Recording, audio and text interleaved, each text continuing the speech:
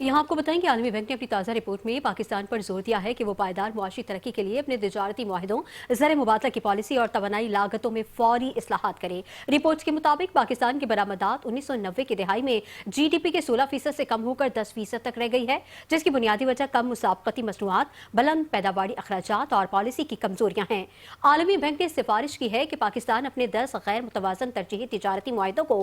बेहतर बनाए, लचकदार और मार्केट पर मबनी ज़र मुबादला की शरह अपनाए और स्टेट बैंक की गैर जरूरी मुदाखलत खत्म करे ताकि शरह तबादला हकीकी तलब और रसद की अक्कासी कर सके। रिपोर्ट में मजीद कहा गया है कि बुलंद टैरिफ, महंगी तवानाई, पेचीदा जवाबित और गैर मौसर इदारों ने बरामदात को महदूद किया है, जिसके बायस मुल्क तकरीबन $60 अरब के मुमकिन बरामदी मौके से महरूम रहा। आलमी बैंक ने तजवीज़ दी है कि हुकूमत तिजारती मुज़ाकराती इस्लाहियत को बेहतर बनाए, सनतों से मुशावरत का निज़ाम कायम करे और मौजूदा मुआहिदों को खिदमत, सरकारी सरमायाकारी और डिजिटल तिजारत तक वुसअत दे।